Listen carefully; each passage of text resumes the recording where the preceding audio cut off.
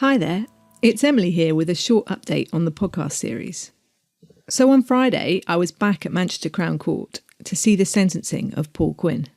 The judge, Mr. Justice Bright, sentenced him to 21 years in jail for the 2003 rape that he was found guilty of in April this year. Being back in court again on a grey morning had a real Groundhog Day feel to it. Only this time it was completely packed. There were journalists that were turned away and sent up to the public gallery. I got there early and ended up in the front row of the press box, sitting behind the woman at the heart of this case, the victim who was left for dead in Scrubland by a Salford motorway 23 years ago. She was alongside her husband, waiting to find out what would happen to the man who did all this to her. And obviously, I'd seen her for the first time in the trial, but then she was at a distance, and there was something quite strange about sitting right behind the person who has suffered so much in all this. And we know she doesn't want to speak to journalists. She struggles to think about that day at all. And you could tell she was extremely emotional. You know, she was shaking.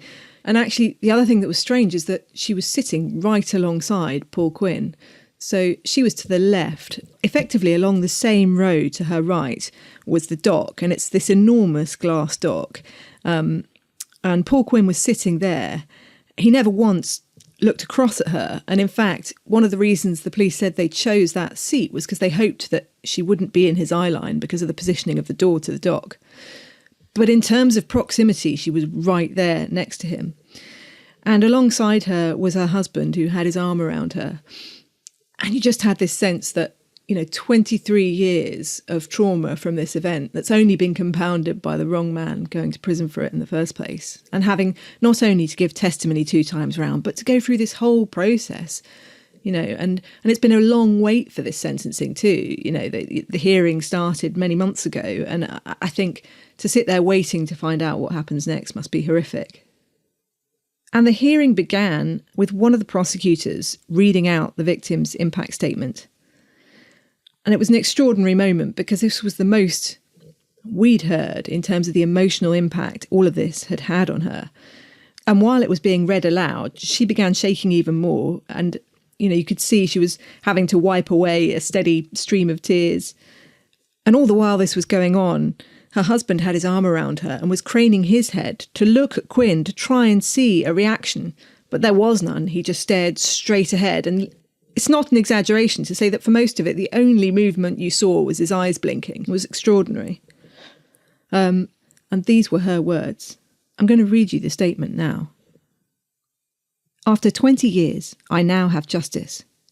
But that does not change the fact that 2 lives have been impacted in such a way. I am aware that someone has had 17 years robbed as a result of this case, and that stays with me. As for me, the impact of what happened that day has stayed with me and will remain with me for life. Every day I look at my face and see the disfigurement, the scarring. It is a permanent reminder of that night and what I experienced. I have to live with that. I've always been a little reserved, take time to come out of my shell, but following those events, everything changed. I live in constant fear that someone is behind me, even in places that others wouldn't consider a risk, like the supermarket. The permanent state of anxiety, which has stopped me feeling able to socialise, always wanting to get home and shut the door as quickly as possible. With work, home, and a couple of appointments with known individuals being the only places I can muster up enough courage to attend alone. For everything else, I have my family, husband, who escort me and reassure me, try and make me feel safe. The impact has been massive, but the ripple effect on my family has also been hard to watch. Not being able to stay more than a couple of hours at family gatherings. Wanting to head back to the room after tea on holiday instead of enjoying the scenery. Not opening up about how I feel, for fear of not being able to put everything back in its box. For him, it was one night of his life. For me, it was one night that changed my life. So that was the impact statement from the victim. So, getting back to the sentence, unlike Andy, Quinn didn't get a life sentence. He got 21 years. What does this mean? he can apply to the parole board to be released in 14 years. And it means that in all likelihood, he'll spend less time behind bars than Andy. So there's a chance, as it stands, that Quinn could be released after 14 years if he can persuade the parole board. That's the first moment he could be eligible. By then, he would be 66, and not that much older than Andy now. For Andy, the sentence is just not enough. He released a statement saying he was insulted that this violent, depraved individual, who was content to let me suffer 2 decades of vilification and more than 17 years wrongly imprisoned for his crime, has received a softer sentence than was imposed on me, an innocent man. In messages to me afterwards, he pointed out that he got 3 life sentences as a completely innocent man, when the guilty man got 0. He said that unlike Quinn, he didn't have the luxury of knowing when he'd be released until the 11th hour. His mum Trish was also very upset, and she wants the Attorney General to send the sentence back to the appeal court for reconsideration. I guess from the judge's point of view, when Andy was sentenced, he had a minimum tariff of 7 years. That meant, technically, if Andy had admitted to his crime, he could have been released after 7 years. But of course, he wasn't willing to make a false confession, which is why he ended up staying so much longer. So after the victim's impact statement and some legal arguments in the morning, in the afternoon, the judge finally delivered his sentence. And he does that by way of a long speech with sentencing remarks. And there were a couple of things that really stood out for me. And the first was in the opening of his speech. He called the victim the hero of this story. And it was a very powerful moment because he was tackling how inadequate the words are that we use to describe people who bring rapists to justice. The people who put themselves through it are, in my view, heroic. For me, the only word for them is not complainant or victim, nor even, as is sometimes now termed them, survivor. The only word that fits is hero. That is how I choose to think of the woman at the heart of this case. She, not you, Paul Quinn, is the person from this case whom I will remember for the rest of my days. She is truly a hero. That is the term I use to refer to her from this point onwards, in part because I do not wish to use her name, but mainly because she deserves it. Our hero gave evidence at the first And trial. the next moment was one that everyone had been wondering about, which was whether it was going to be possible to acknowledge within the sentence the harm that had been caused to Andy. And he did do that. He did acknowledge that harm and said it must be reflected, which I think makes it all the more striking that he didn't end up giving Quinn a life sentence. I now turn to consider harm to Mr. Malkinson. One unusual feature of this case is that while the person most directly affected by the offences was the woman you attacked so viciously and raped, there have also been dire effects on Mr. Malkinson. The prosecution say that I should increase the sentence to reflect the harm done to him. The defence say that this would be unfair.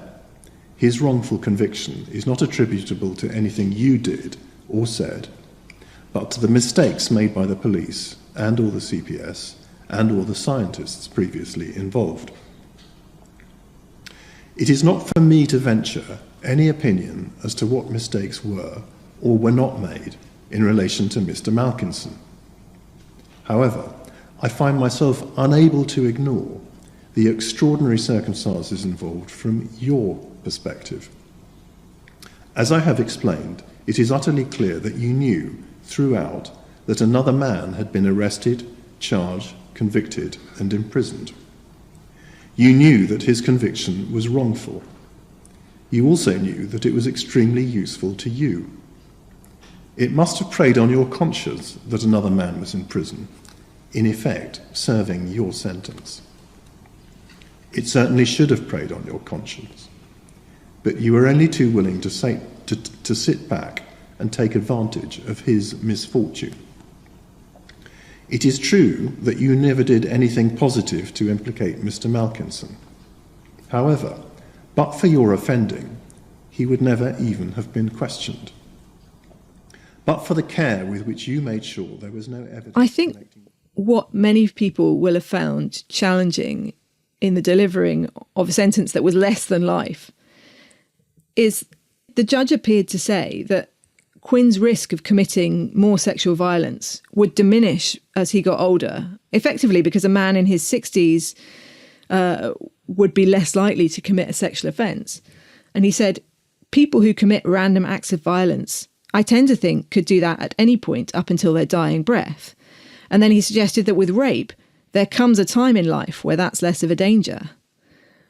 But of course, that argument, which is ultimately an argument about risk, is quite hard to take if you're Andy and you're sitting there thinking, OK, so if he'd been sentenced at the time, if I hadn't gone to prison for this crime, he would have got a longer sentence.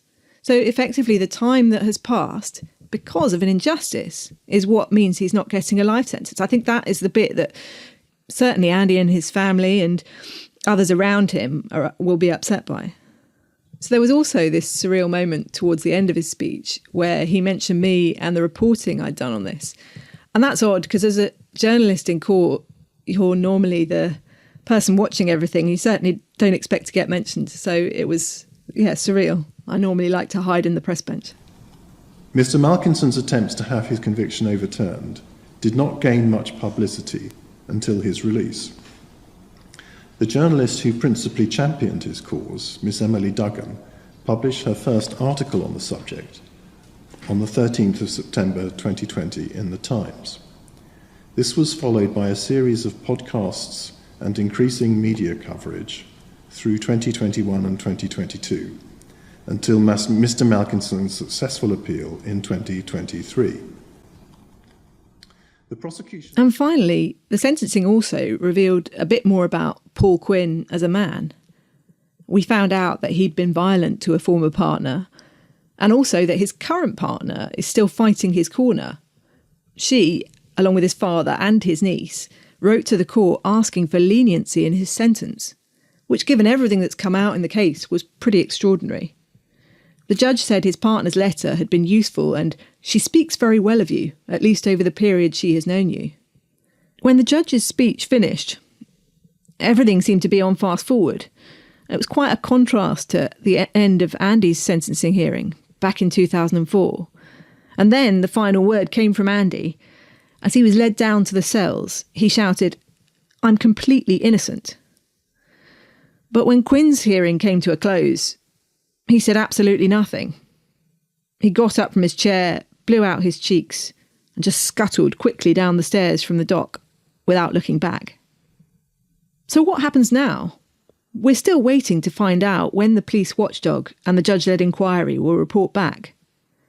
I've been reporting more on allegations of police misconduct in the case too, and we've put a link to one of my articles on this in the description notes of this episode.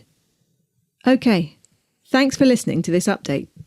Please remember, if you've enjoyed or found this series interesting, please do share it with others.